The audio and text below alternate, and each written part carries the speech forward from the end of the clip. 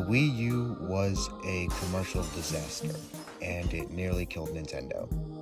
It learned all the wrong lessons from the Wii, its marketing was absolutely atrocious, and it was not nearly as powerful enough to keep up with its competition. Now, that's not to say that the Wii U didn't have good games. They had some of the best games, actually.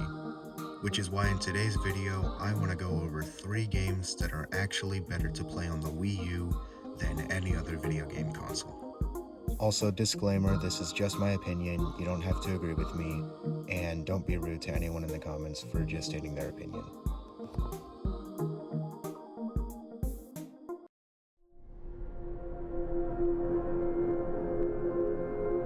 Zombie U was a first-person survival horror game developed by Ubisoft. You explore post-apocalyptic London while killing zombies, completing missions, and solving mysteries. It originally released as a launch title for the Wii U in 2012, but eventually in 2015 it got ported to PC, Xbox One, and PS4. And on those consoles they dropped the U out of the name. So let's compare the two games. This game uses the gamepad in lots of creative ways, like for this radar thing, for inventory, for minimaps, and lots of other gimmicky ideas here and there.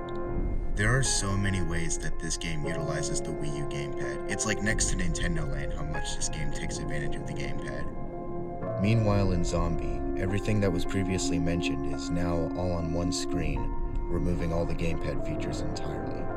I understand that people don't like the gimmicky controls, but I think that's what gives Zombie U its charm.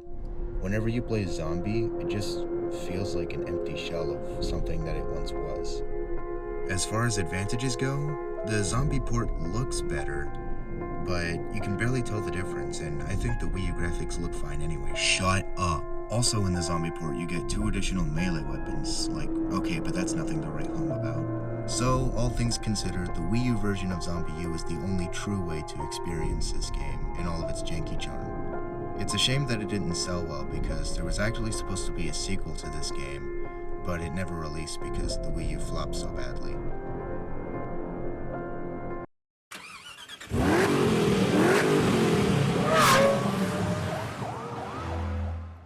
Need for Speed Most Wanted is a game about street racers running from the cops, all trying to prove that they're the best street racer. The Wii U version of this game is called Need for Speed Most Wanted U, and the U is basically the same as a definitive edition label. So what makes the Wii U version of this game the definitive version? Whether you're playing alone or with a friend, you can use the Wii U gamepad to do silly things to the game. You can turn traffic on and off, change the time of day, disrupt the cops while in pursuit, and change the driver's car. Other than that, it's the exact same game like on any other console. The Wii U version just gives you a little extra content to play with. However, the one disadvantage that this game does have is since the Wii U controller uses digital shoulder buttons instead of analog triggers, you can't really adjust your speed in this game.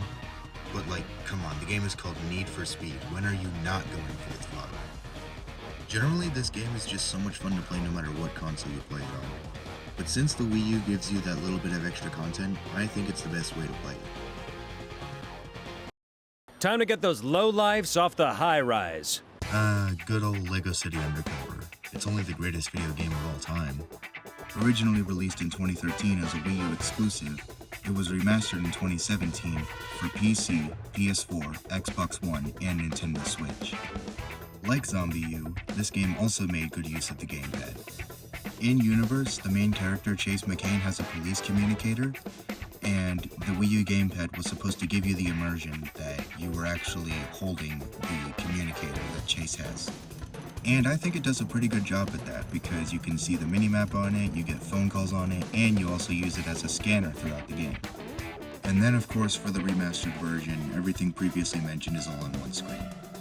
Now I'm going to ask you to bear with me for a second here, because for this game, I'm not exactly trying to say that the Wii U version is better, just that the Wii U version is not inferior to the remastered versions.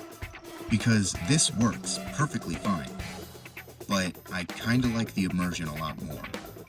This game can be a little weird when talking about old versus new, because in the remaster, there is both more content and less content at the same time. Obviously, there's new collectibles for you to find in the city, But something that was taken away in the remaster was in the briefing room, you could use the camera to rewatch cutscenes that you would watch in the story mode. Which I think taking that away is a little dumb because, from a game design standpoint, that's the whole reason that the briefing room exists. Either way, the point I'm trying to make here is both versions are fine, but I suggest playing the Wii U version to get that sweet, sweet immersion that Nintendo loves oh so much. And that's all I have to say. If you enjoyed this video, then let me know if you want to see a part 2, because I could definitely think of some more games that would fit this list. Other than that, I can't think of a good segue to exit this video, so, if you subscribe, then I will deliver you a copy of Nintendo Land bundled with a Luigi Wii Remote with Wii Motion Plus inside. And if you like, I'll throw in a peck of jelly beans too.